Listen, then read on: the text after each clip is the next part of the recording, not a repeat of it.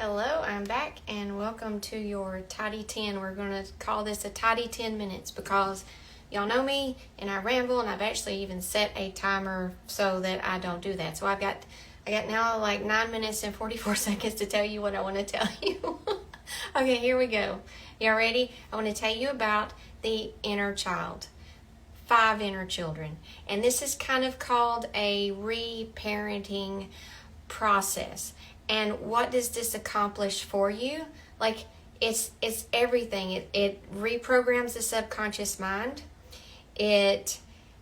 So many of the things that you hear in the spiritual teachings, and how we need to do this and how we need to do that and how we need to do our deeper work and how we need to let go of things and how we need to stop the resistance and how we need to allow and how we need to love ourselves more. It is all of that. It is how to do all of that. So what I want to start by telling you today is I've broken it down to 5 inner children. Why 5? Because that kind of touches every category of your life.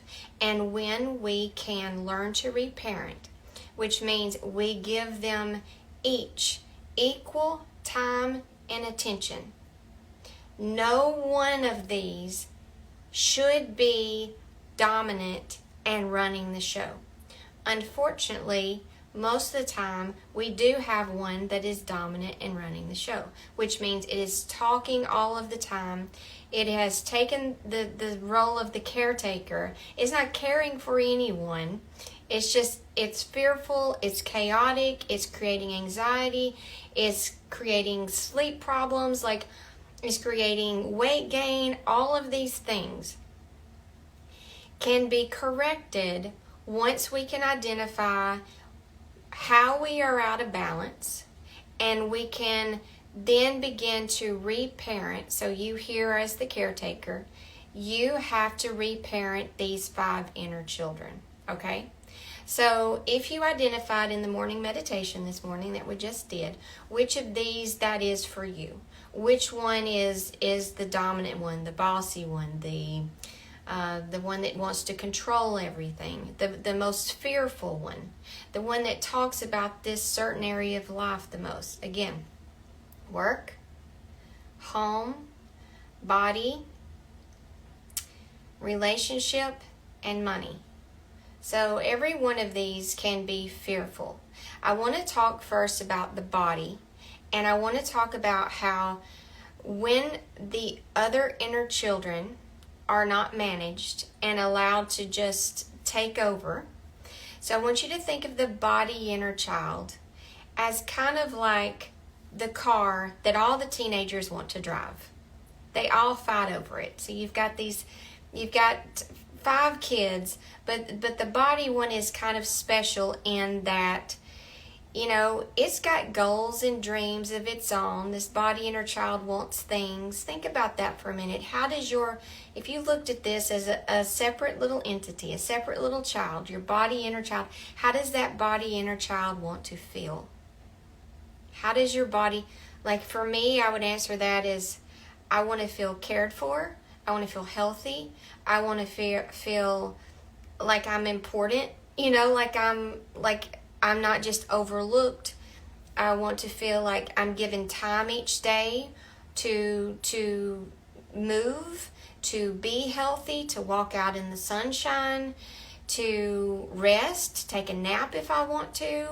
I want to feel clean. I like to feel when clean foods are put into my body. So that's what my body wants. Now, if I have a dominant, one of the other 4 are super dominant, they will take over, just like, I want that car and I'm going to drive it. I'm going to use the body today.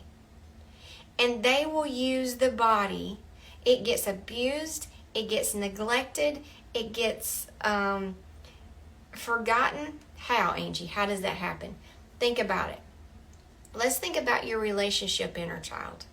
Your relationship inner child, that's the one that deals with the people and feeling loved and feeling wanted and the social aspects and the right and the wrong of the world. Is very emotionally connected. It's kind of the heart of you.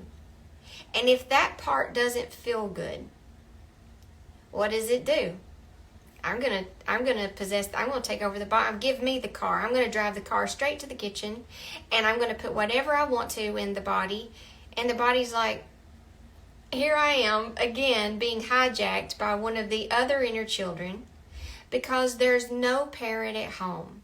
There's no caretaker to say, hey, whoa, like, you're not going to, just because you're upset, relationship inner child, or just because you're fearful, money inner child, or just because you're not liking your environment that you're in, home inner child, or just because you're tired and exhausted and overworked and stressed at work, none of you get to just hijack and possess and take over the body. Me, the caretaker, I am the driver of this car. I'm the only one that gets to drive this car. And I protect body inner child. Body inner child needs someone, a caretaker, to step in and protect it. Think about the times when, body inner child always wants to be healthy. And the weight that is natural and normal for it, it's not, relationship inner child, when it gets a hold of body, the only time it will allow body to succeed at weight loss or whatever is when relationship inner child wants to use it to go find another partner. It's like, okay, I've got that reunion I'm going to go to, and I really want everyone to look at me a certain way, and I want to feel a certain way, so, okay, body, we'll do it now. Like, I'll let you do it now. Like, I'll let you follow the plan. I'll let you, I'm not going to get in the way of that. I'm not going to resist. But as soon as there's nothing in it for relationship inner child, and relationship inner child is feeling bad about her or himself, what does it do? Abuses the body again. and the body's like, but I just want to be healthy and balanced. I just want to feel good. I don't want to hurt all the time. I don't want all these foods in me that make me feel all bloated and inflamed and pudgy, and like, I don't want to feel like that. And relationship inner child is like, a lot of our relationship inner children are kind of stuck in a teenage phase. And when it comes to using food to feel better, what do they reach for? Teenage food. Like the junk food. It's like, I want whatever's bad, because that'll make me feel better for just a minute. And body's like, but it doesn't make me feel better. And nobody listens to body. Nobody cares. Body is easily possessed by the other inner children. Is this making sense? I hope this is making sense to you. If it is, like, give me a little thumbs up or a heart or something. Let me know that you get what I'm saying. I got 1 minute and 45 seconds. I got this tidy 10. So what do we begin to do then? This is why I say, thank you for that feedback. This is why I say, once you start to make it about the work that you're doing inside yourself and the loving yourself, the self-love, what does it even mean? People say that all the time. It's like, how do I even do that? It's parenting. It's learning how to be a healthy adult, mature, kind, compassionate, loving, but also boundary setting parent. A healthy parent that tells relationship inner child, you are so loved. You are so wanted. Every morning I get up and I have a talk with my inner children. And I tell them the thing that they've been wanting other people to tell them. I give that to them. I am their caretaker. And what happens is they begin to relax. They begin to trust me. And I'm allowed then to create a healthy, balanced life. 33 seconds left. The inner children, why do you even have them? What is even the purpose? Why just not have this mind that we're connected to? Because they are your creative and manifesting source. They're always creating. They're always manifesting.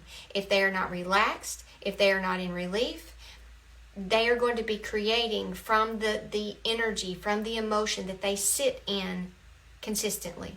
Think about that. That's something to think about today. I'll be back again tomorrow. Thank you so much for joining me. I gotta go. Bye.